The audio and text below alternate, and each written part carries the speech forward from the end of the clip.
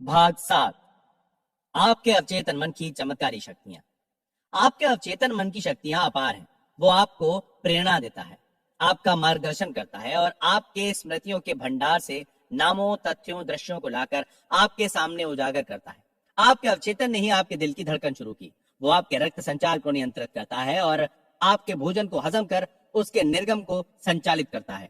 जब आप रोटी का एक टुकड़ा खाते हैं तो आपका अवचेतन मन उसे परिवर्तन करके कोशिकाओं, मांसपेशियों, हड्डियों और रक्त में पहुंचाता है।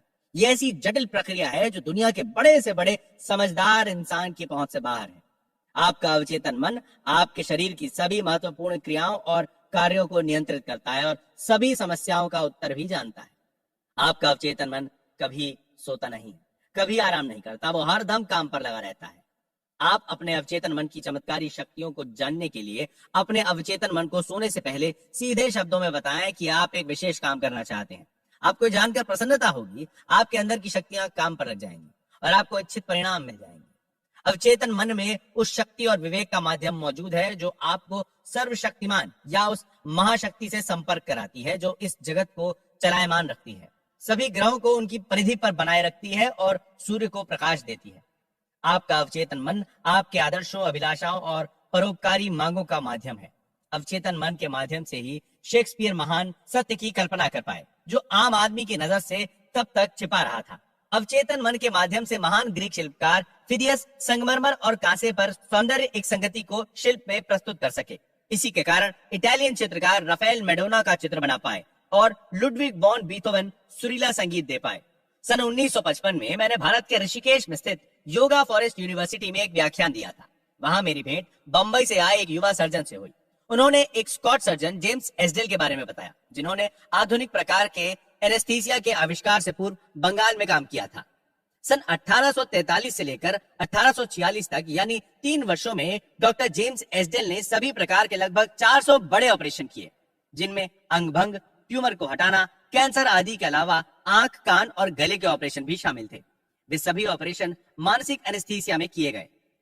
ऋषिकेश में भारतीय डॉक्टर ने बताया कि ऑपरेशन के बाद मृत्यु संख्या बहुत ही कम, शायद 2 या 3% ही थी। रोगियों को दर्द नहीं हुआ और ऑपरेशन के दौरान कोई मृत्यु नहीं हुई। डॉक्टर एस्डेल ने रोगियों के अवचेतन मन को, जो सुषुप्त अवस्था में था, सुझाव दिया कि किसी प्रकार का संक्रमण या सेप्टिक नहीं होगा।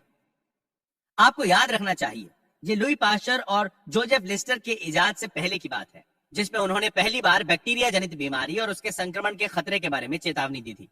भारतीय सर्जन ने बताया कि मृतक संख्या कम रहने और इन्फेक्शन निम्नतम रहने का काम निसंदेह डॉक्टर एस्डेल की ओर से रोगियों को दिए गए सुझावों का परिणाम था। उन्होंने रोगियों के अवचेतन मन को ये सुझाव प्रेषित किए थे और रोगियों पर इनका पूरा प्रभाव पड़ा। यह आश्चर्य नहीं तो क्या है कि 150 वर्ष पहले कैसे एक सर्जन ने अवचेतन मन की चमत्कारी कारगर शक्तियों का आविष्कार किया। क्या आपको आश्चर्य नहीं होता कि वो कौन सा जादू है जिसकी शक्तियां इतनी प्रभावशाली हैं? जरा रुककर सोचें, अपने अवचेतन की इन दैवी शक्तियों का अंदाजा लगाएं। कैसे वो आपके शब्दों को उड़ाकर दूसरे अवचेतन मन को प्रभावित कर देती हैं। उनके लिए समय, काल, स्थान कुछ भी मायने नहीं रखता। उनकी क्षमता है कि वो आपको दर्द से मुक्ति दिला सकती हैं, आपके कष्ट दूर कर सकती हैं और सभी प्रकार की समस्याओं का समाधान कर सकती हैं। ये सब और अनेक दृष्टांत आपके सामने उजागर करते हैं कि आपके अंदर शक्ति और ज्ञान मौजूद है जो आपकी बुद्धि और विवेक को गतिमान रखती है। ये आपका अमोघ अस्त्र है। ये सब जानकर आपको हर्ष होना चाहिए और विश्वस्त होना चाहिए। आपके अवचेतन मन की शक्तियां अपार हैं। आपका अवचेतन आपके जीवन की पुस्तक है।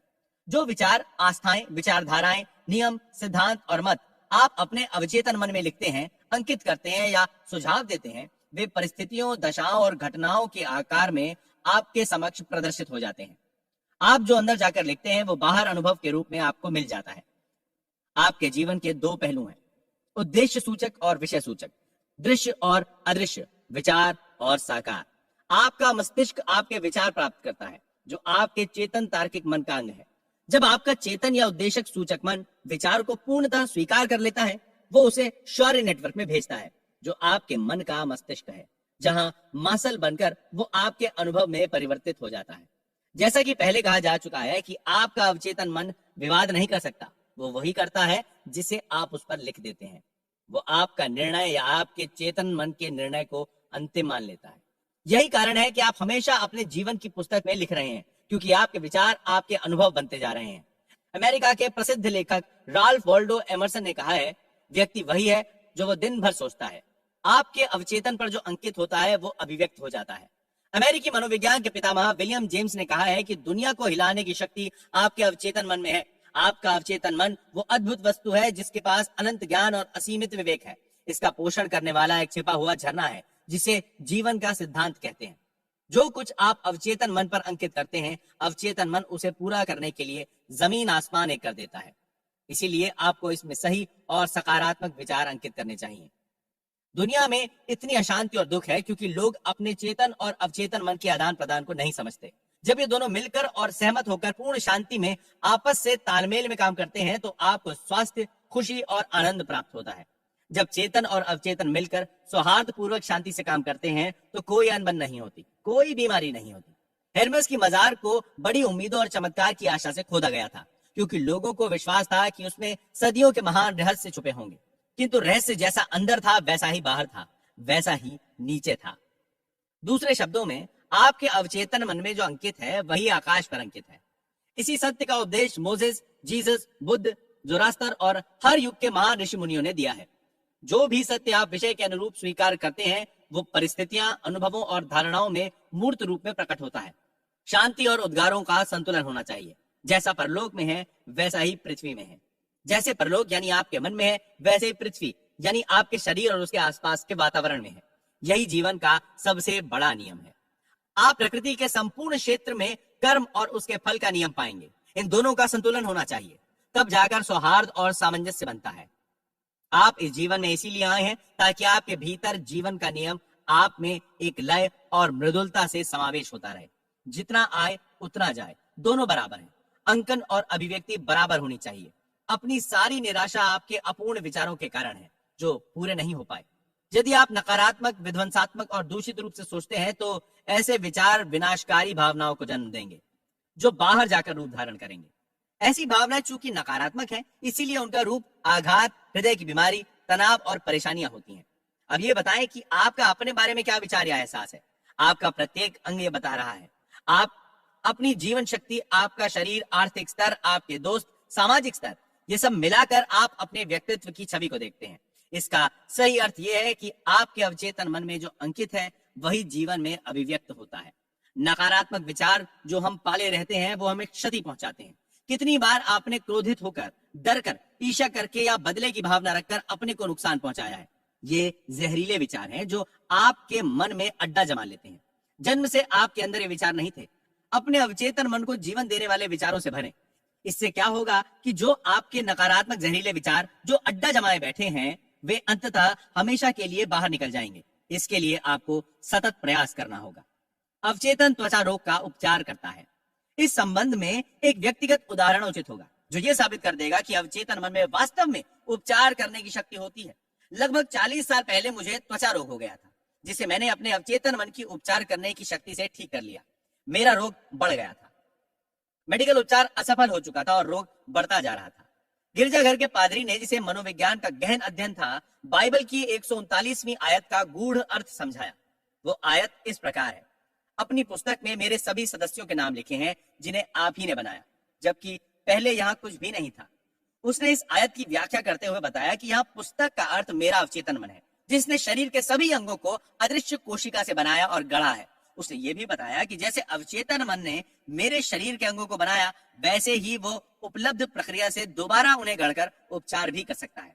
उस पादरी ने मुझे अपनी घड़ी दिखाते हुए कहा, इसको बनाने वाला कोई था और उस घड़ी का निर्माता को इसे बनाने से पहले विचार आया होगा जिससे उसने एक आकार के रूप में इसे निर्मित किया। यदि ये घड़ी खराब हो जाए तो घड़ी साज इसे ठीक करके बना सकता है। मेरे उस मित्र ने मुझे याद दिलाया कि अवचेतन ज्ञान जिसने मेरे शरीर की रचना की है घड़ी साज की तरह है और सही रूप से जानता है कि उसे कैसे ठीक करके वापस उसी रूप में लाया जाए और वो इस दिशा में शरीर की महत्वपूर्ण प्रक्रियाओं एवं कार्यों को काम पर लगा सकता है। किंतु इसके लिए मुझे स्वस्थ होने का विचार उसे प्रेषित करना होगा। मैंने बहुत साधारण तरीके से प्रार्थना की। मेरे शरीर और उसके अंगों की रचना मेरे अवचेतन मन के अनंत ज्ञान ने की है। उसके विवेक ने मेरे सभी अंगों, कोशिकाओं, मांसपेशियों और हड्डियों को आकार दिया है। मेरे भीतर जो अनंत उपचार प्रक्रिया है वो अब मेरे शरीर की प्रत्येक कोशिका का उपचार कर मुझे पूर्णतः स्वस्थ बना रही है। मैं उपचार के लिए धन्यवाद देता हूँ। मेरे अंदर के इस ज्ञान के कार्य सचमुच में आश्चर्यजनक हैं। मैंने ये प्रार्थना 5 मिनट में मुंह से बोलकर दिन में 2-3 बार दोहराई। लगभग 3 महीने में मेरा त्वचा रोग दूर हो गया और इस प्रकार मैं पूर्ण रूप से स्वस्थ हो गया। आपने देखा होगा कि मैंने केवल अपने अवचेतन मन को जीवन देने वाले के तरीके दिए,